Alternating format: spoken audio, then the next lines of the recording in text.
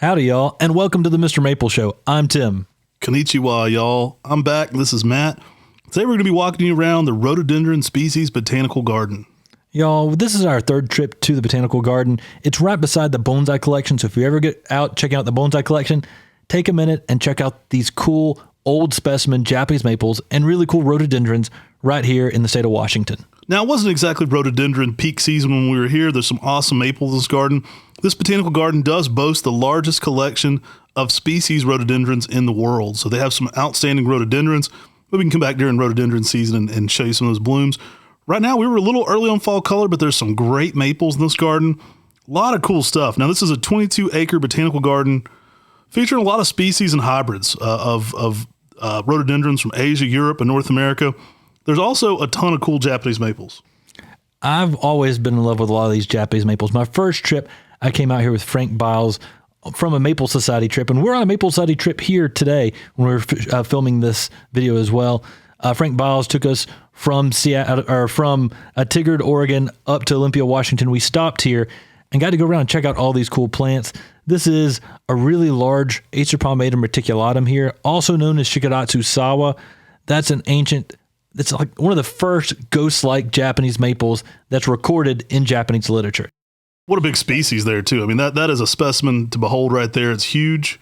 And there's a big Shishigashira right beside of it. One of the bigger Shishigashiras I've ever seen. A lot of these trees were donated by Mrs. Olson from Mr. Olson, who introduced Olson's Frosted Strawberry. She had a lot to do with a lot of the ferns and the rhododendrons in this garden, and she donated a lot of their Japanese maple collection to this garden. Very cool lineage there on many of these older trees. I mean, you're looking at specimens here that are well over 40 years old, some of them over 50 years old, and just an amazing landscape. They have a lot of walking gardens. Now, like Tim said, this is right beside the Pacific Rim Bonsai Collection. We have a video on that too, so definitely go check it out. It steals a lot of the attention away from rhododendron gardens for a lot of people. There's some amazing classic bonsai in that collection as well. But we wanted to show you around some of these gardens because there's really beautiful landscape and just a lot going on. If you have time, there's actually 22 acres of this garden here in Federal Way, Washington. It was built in 1974, and there's just so many cool things that will grab your attention. I mean, as you're walking around this, you'll see maple after maple and rhododendrons, and they make such great companion plants, azaleas, rhododendrons, and Japanese maples. I mean, such great companion plants. There's some really old palmatums in here. Being that this was built in 1974, I'm betting many of these plants were, good-sized trees when they came here and planted them. This tree we're looking at right here really caught my eye the very first time we went and visited it. It's labeled as an Acer subaldianum, but the foliage doesn't look subaldianum at all. The leaf morphology is completely different than Acer subaldianum, and so it grabbed my attention because it looks like a possible hybrid. Yeah, Tim actually brought up an interesting point. He said this reminds him a lot of Acer japonicum shuriken, and I don't know the origin of that plant, but it certainly does remind me of that a lot. Now, I could also be talked into believing it looks like some of the other hybrids. Who knows the real classification on this one, but it certainly doesn't seem like exactly as it's labeled, and it looks really interesting. And a lot of these old species that were collected, we don't really know always the origin. Sometimes these may be of garden origin, and if they're of garden origin, we know subaldianum does hybridize with palmatum, so that and japonicum. So that maybe what we're seeing here is actually a hybrid if it wasn't collected from the wild. So many cool plants through here. This garden's full of hostas, azaleas, rhododendrons. I mean, it looks pretty cool in 4 seasons. You can visit this place spring, summer, fall, and winter. And I think there's a lot of interest for each season. I've always loved this Viridis that's right here. I mean, the very first time we went and visited this was in peak fall color. I think it was neon orange. Yeah, neon orange. And this is just such an amazing tree. This is one of the ones that was given by Mrs. Olson, according to Frank Biles. And, it's really filled out that space really nicely. But, I mean, we've been visiting this Arboretum now for over about 12 years now, 13 years. Yeah, I think the first time we went was in 2009. So 2009 to 2023, that's 14 years. And I just love how the moss is just growing on the base of this tree. It twists and curls. It's such a cool tree. Yeah, there's so much going on. The rhododendrons are everywhere. It's kind of a forest of rhododendron species. I mean, it's easy to see they have the most rhododendron selections of anywhere in the world because every corner you turn down, there's a rhododendron. And they really accent that with a lot of other interesting plants. And in this garden, many of the maples are kind of used as accents to the rhododendron. They add that fall color and that spring color element, and a lot of vertical interest to this garden that would otherwise be, a lot shorter. Right here, we're coming up on a linear lobum selection. And a lot of these linear lobums, they're actually growing right now in deep shade. So they're not showing the colors that they naturally would if they were growing out in more sunlight. This one here in particular actually would have a lot more color to it. It is Villa Toronto.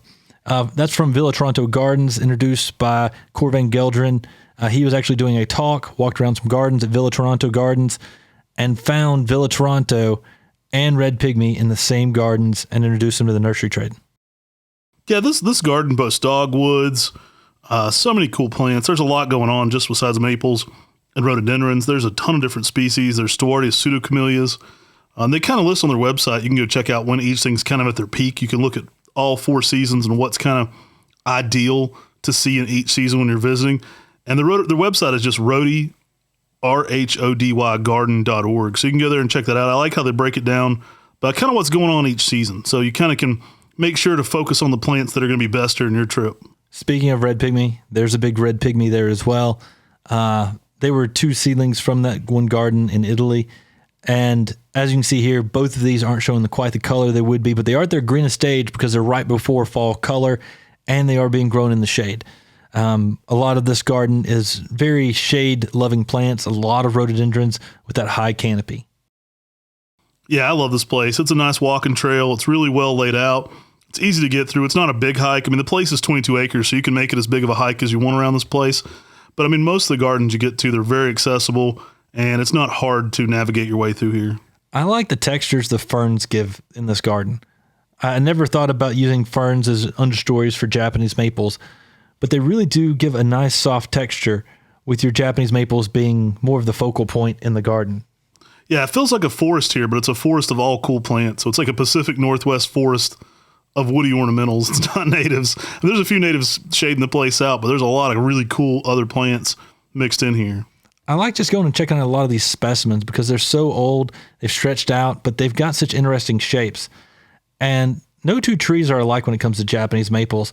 And it's just awesome to see these old specimens and how they twist and curve. Now, one thing they do have here year-round is a nursery that you can purchase some of the rhododendrons from the garden. Those are located in the central location right as you come in from the Pacific Rim Bonsai Collection. Saw a lot of cool rhododendrons. Was tempted to pick a few up. Didn't get any on this trip, but there's a lot of neat stuff in there. I think the biggest problem for us on this trip is we knew we'd be going into Canada. Yeah. And so we couldn't have any plants with us since we'd be crossing the border. And you can't cross the border from Canada or from the United States to Canada with plants. And then if you somehow did pull that off, you'd have to come back into the United States with plants again, which is highly illegal unless you've really got your paperwork together. So no plans for us yet on this trip, but lots of cool stuff. The rhododendrons just keep going on for forever. As you can imagine, with the largest collection, the rhododendrons never end. This will be a really fun garden to tour in June and just kind of focus on a lot of the different flowers that are going on. That really they have something for every single season, though. Yeah, this is one of the things about this place is every corner you turn, you see something different that you didn't see around the other spot.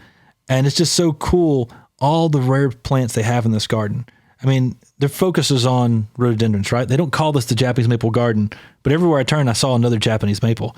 And you just start seeing other cool plants everywhere as you start looking around.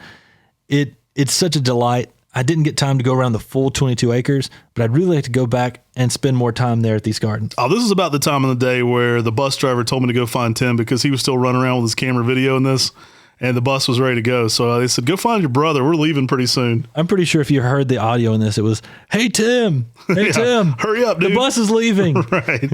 And here I am. I'm coming up here, and I see Japanese maples in this courtyard over here around these benches, grown in containers, and I'm like, man, I'm not leaving yet. I'm going to take some more footage of more Japanese maples. Yeah, as you get in here to the kind of this area, there's a lot more trees starting to get into a little bit of fall color.